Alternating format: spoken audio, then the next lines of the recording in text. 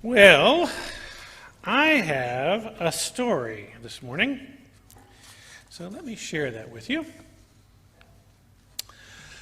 An old woman is nearing the end of her life. As she closes her eyes one night, she sees a bright light and is transported to another realm. She doesn't pass away just then. Instead, she returns to her body and the living world. And as she opens her eyes, her family is gathered around her. She smiles at them and whispers, "I have seen the great hereafter." Her son says, "The great what after?" "I've seen heaven and hell. I've seen them both." And she goes on to explain, "I ended my journey at a door, and behind it was hell. What I saw there confounded me. There were huge dining tables filled with pots of magnificent stew that looked and smelled delicious. Yet the people seated around these huge tables were emaciated, sickly, moaning with hunger. As I came closer, I realized that each person had a very long spoon strapped to their hand. And they could reach the stew with this spoon, but it was too long for them to actually eat the food. Though they tried again and again in different ways, they never got to eat. They couldn't bring the nourishment they needed to their mouths. So in spite of the abundance of this wonderful, delicious stew, they were starving. "I left this horrid place," she said, "and I found another door. It led to heaven. Inside, I was surprised to see the very same scene as behind the other door. A dining hall filled with row upon row of tables with a marvelous stew on each one. But instead of moaning with hunger, the people around the tables were sitting contently, talking to one another, sated from the abundance they had been eating. Like in hell, they all had long spoons strapped to their hands. But as I watched, a person would dip the spoon in the stew, but rather than trying to eat it themselves, they extended the spoon out to one of the fellows at the table. And that person ate. And then that person got a scoop of stew and handed it back to them so that they might eat. So that they were satisfied, no longer hungry. They fed each other, gave thanks to each other, returned the favor to each other.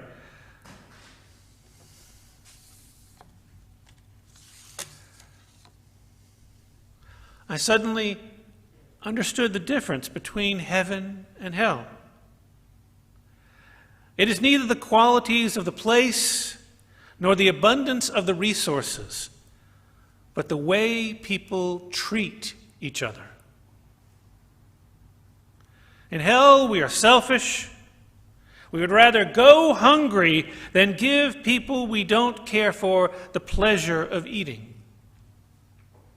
But in heaven, we feed each other. We put trust in those around us and never go hungry. Gosh, such nice music. So last week, at the end of the service, I ended the sermon with these words: "Keep in mind that the true blessing of belonging is not only that you get to come inside the circle, it's that you get to participate in expanding it. So that's what I want to explore today. How we might embody what it means to belong to a faith community. I want to start with a quote from a report that was done many years ago by the Unitarian Universalist Association. It's called, the book that was written, or the report that was done, is called Belonging, the Meaning of Membership, by the Commission on Appraisal of the Unitarian Universalist Association. As I read this quote, I want you to think about, are these the things that make you feel belong? Or might make you feel that you belong to this Unitarian Universalist congregation? Or if it doesn't. The quote goes, "The congregation that understands its purpose in terms of offering other people a place to grow and change and make connections will also be a congregation that understands itself to be an organic entity that also grows and experiences transformation." George K. Beach asserts, people do not join a covenanted community. That's what we are here at Unitarian Universalist Congregation in Miami, a covenanted community, a place where we make promises to one another about how we'll be with one another, how this congregation will function, how we will interact as a community beyond these walls. People do not join a covenanted community, rather they constitute it. There is no covenanted community without people. Each time new folks join, the whole is literally reconstituted. A member of a local congregation opined that he understood membership in terms of how strongly one can influence the destiny of the group. If people enter into the membership experience with the expectations that change will be the result, the structure of our congregations need to be one that allows for flexibility and change. If, in fact, we understand our congregations to be reconstituted every time a new person joins us, it can be no other way. Every person brings a new set of expectations and experiences and ways of being and doing into the mix. And the result, every time someone joins, is different and surprising and vital to a thriving community.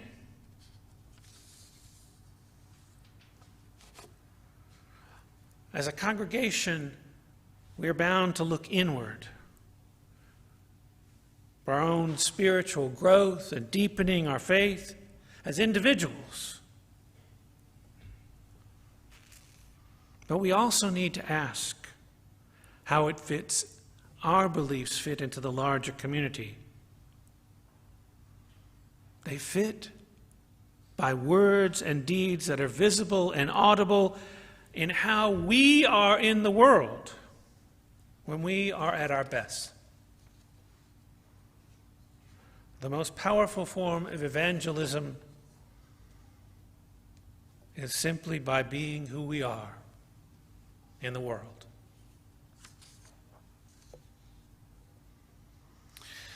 So I ask you, how do you, some of you are new, some of you have been here a while, being a visitor, a friend, a member of this congregation, experience being here with us?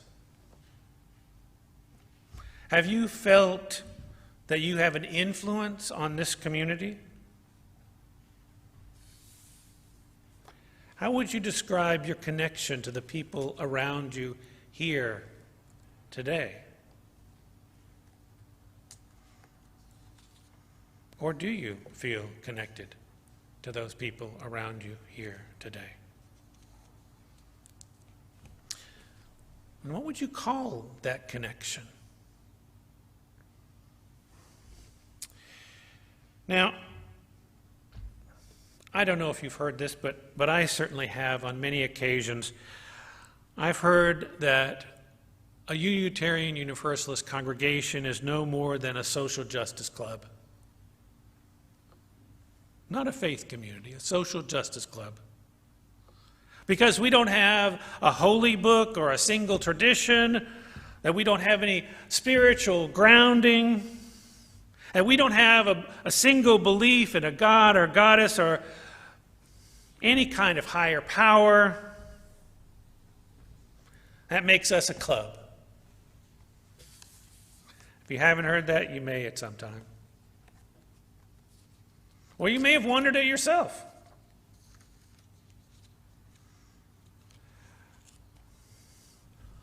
Your take on how you see this community boils down to how you define religion.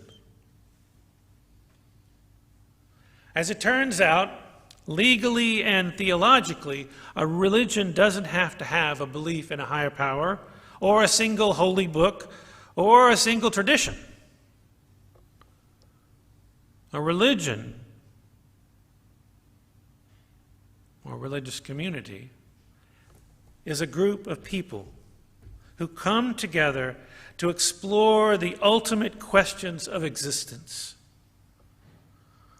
to affirm values, or as we say, our principles for living, and to explore in community beliefs, faith, spirituality, ethics, morals. We look inward at our own thoughts, feelings, experiences for answers to those ultimate questions, and we come together as a community to share them with one another, to discuss what we find within and what we see in the world. And we affirm together how we will impact the world through our living. In my opinion, we're not a club.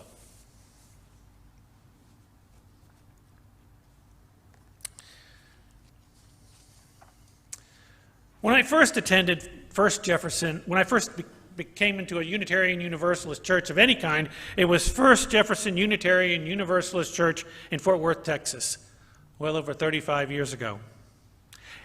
And the first time I was there, I felt I was home.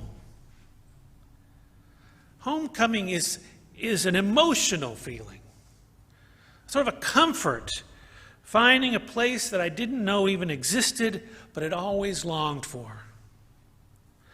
A place I could be myself without worrying about anybody else and how they would react. For me, a Unitarian Universalist congregation is a place where I can have disagreements with people over beliefs and still have kinship. I can tell someone in a Unitarian Universalist congregation, I believe that there is divinity in all things, all people, this whole planet, the universe. And they might say to me, I don't believe in any kind of divinity. And we could still be friends. We could still develop a deep and nurturing and productive relationship, collaborative relationship.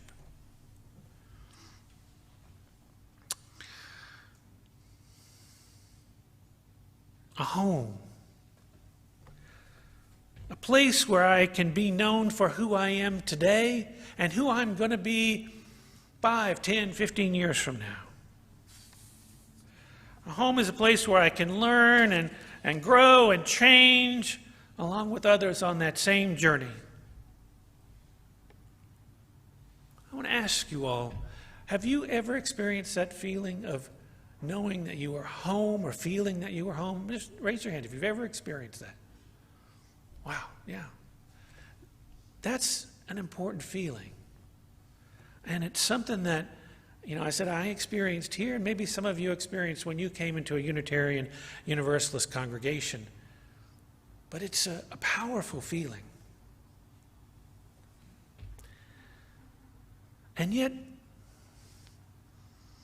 to say that my Unitarian Universalist congregation, the one I'm a member of, is my home, comes with some baggage.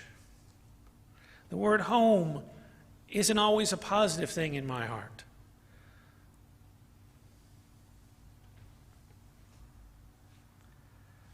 You see, sometimes I look for home to protect me, to be my sanctuary,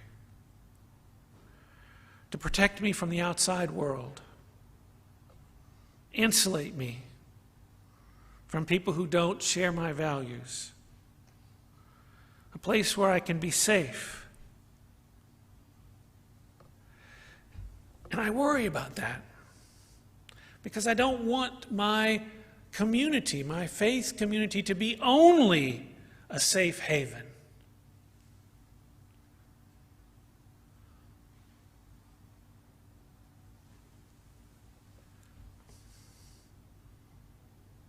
Would you describe this as your spiritual home? Or as a sanctuary? Or both?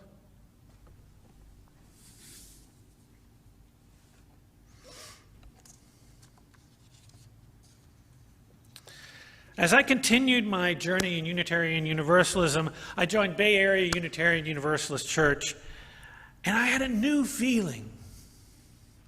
I felt that my membership, the membership of that congregation, was my church family, my spiritual family, my family, my chosen family. When I was in crisis, I could turn to them and they would be with me through it. They were the first people I told when I was going into ministry, besides my loving wife and my children. Those are the people who joined me in exploring what it meant to be male, heterosexual, and how to be that and still live in a world where I was uplifting and affirming those who were different than me. So I could be more compassionate, more anti-racist, more anti-oppressive, and being a white heterosexual male. They helped me grow.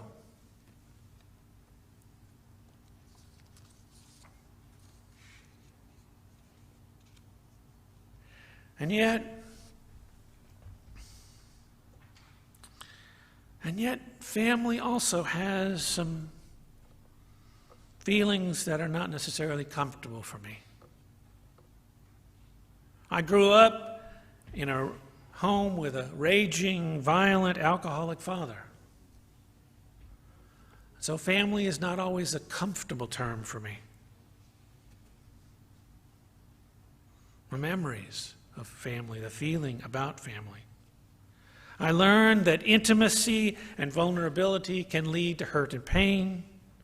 I learned that family is not always a safe place. I learned that I was often called upon to take on a role that I was not ready for, perhaps never should be ready for. To be a savior for those in the family. To protect them. To always be hyper-vigilant for what might happen. And I will at times say that you are all my spiritual family. But I want you to know in my heart there is also pain with that. A struggle to understand what that means. and there is some hesitation.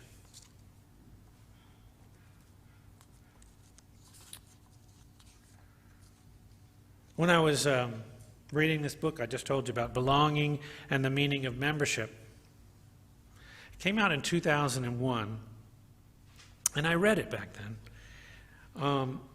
And it suggested maybe thinking of my spiritual community as a body, a spiritual body. After all, we're all living, breathing together.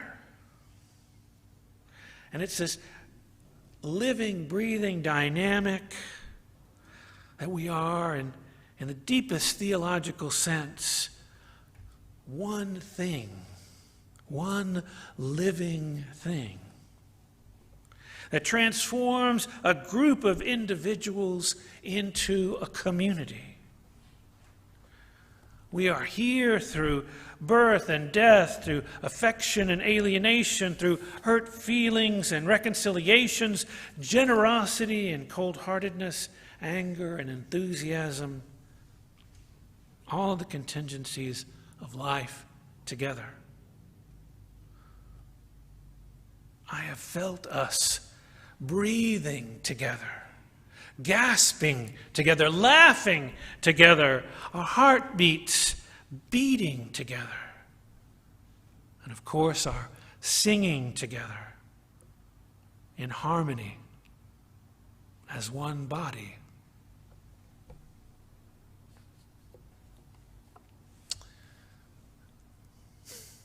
And yet, as I've continued my journey through Unitarian Universalism and have become a Unitarian Universalist minister, a spiritual leader, I've sometimes experienced more dissonance than harmony. I've worked with many congregations, both that I've served and as a consultant for our denomination. And sometimes I've seen bodies that are not so healthy or thriving. More stomach aches and headaches than love. I've experienced differences in vision and mission and direction in other congregations that I had trouble stomaching. I guess you can say it comes with the territory when you get into the guts of the body and the detailed work of a congregation. I've seen devoted members of a congregation, part of this living body, leave, detach from a congregation over an opinion about a paint color or how to fix something.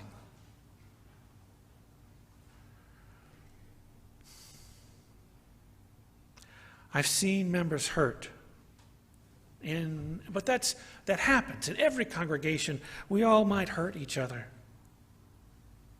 But the thing is, if we are a body that is trying to heal, there also has to be forgiveness, reconciliation, a way forward together.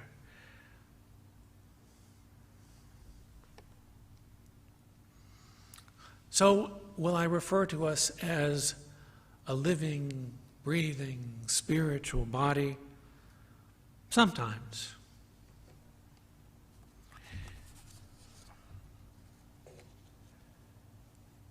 If we as a congregation work together to attend to the hurt, to the ouches that happened in our interactions, to the pain of the body,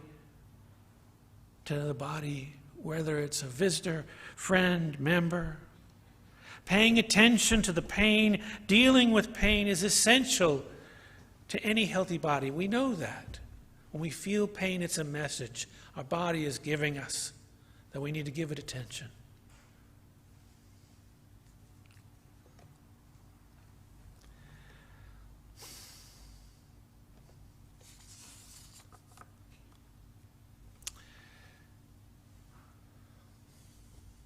What makes our UU congregation a heaven or hell for you? You know, is it how you refer to the congregation, a spiritual body, a home, a family.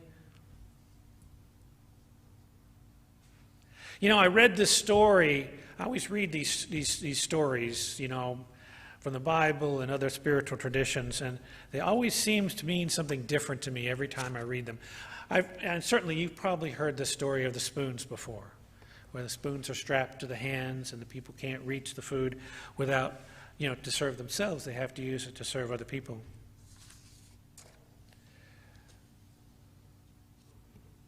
Well, our congregations are sort of like that. We can be a heaven or we can be a hell.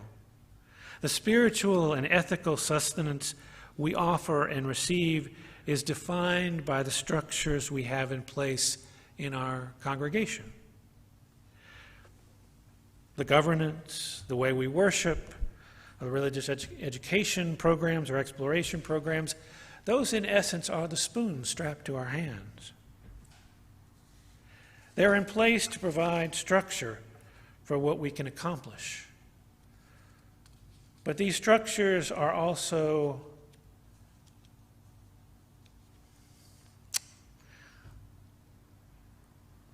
boundaries.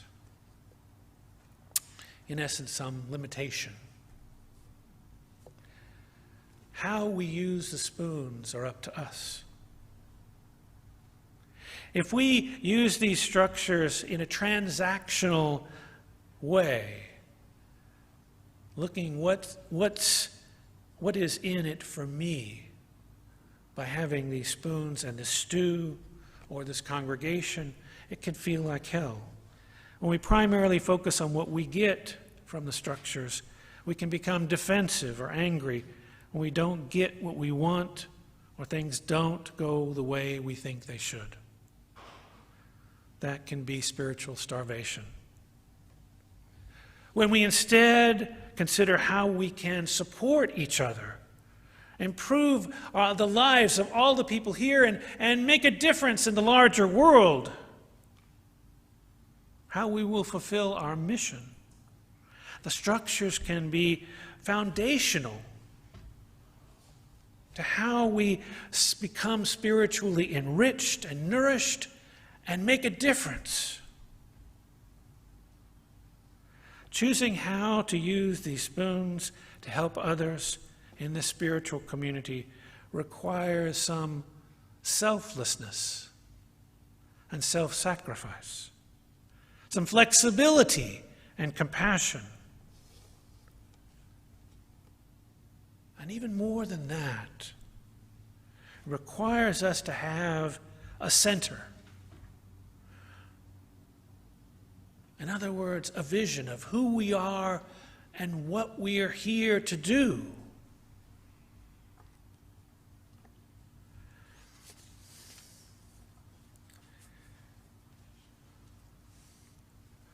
We as a community, and we have new people joining us all the time, must create or co-create a vision that is larger than our individual lives. Something aspirational, something long-lasting, something we can achieve together. Within the structures that we have, being our best selves,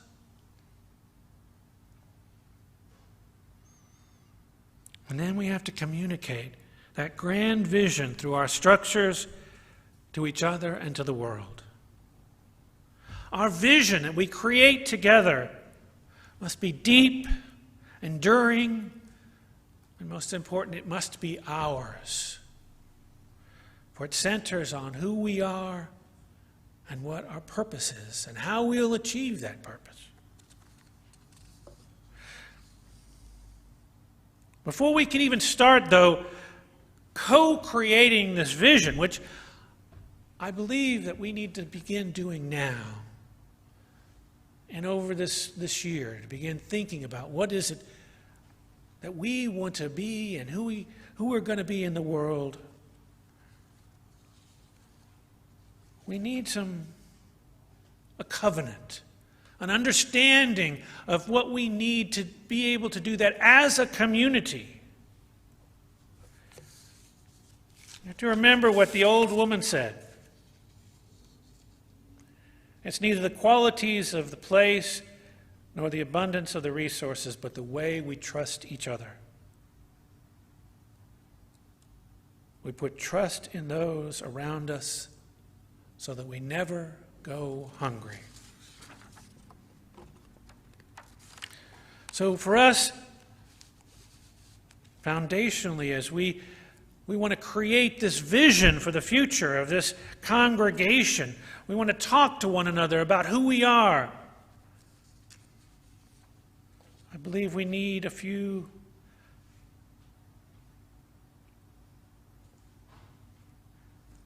things to ground ourselves in. Qualities, ways of being. I found these in a book by Mary Hunt. She's a contemporary feminist theologian. And she wrote a book called Women's Alliance for Ritual Theology and Ritual. And she said that there are 4 elements. And these are the 4 elements I think we need to be conscious of as we begin this visioning work. These elements she thinks that are essential for us. Love, power, embodiment, and spirituality. She says that love is the intention to recognize the drive in relationships toward unity and community. Love is a commitment to deepen bonds between persons without losing individuality. Love is the power that allows for unity and in diversity. By power, she means the ability of individuals to make choices. Power is individual and personal. It is social and structural. It is a congregation built on a theology of relationship. It is justice-seeking friends of all races, genders, belief systems, sexuality, social classes, exercising their personal power in community with equity as a goal.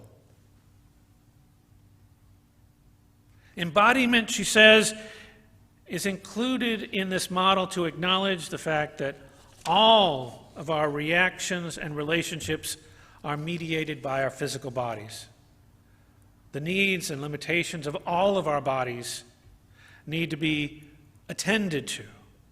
That reflection in our first principle, which says we affirm and promote the inherent worth and dignity of every person. And we will be using our bodies to live out our vision. And finally, spirituality. She defines it not as a private, ethereal quality, but as an intentional process of attention and focus and awareness of how our behavior and choices affect those around us.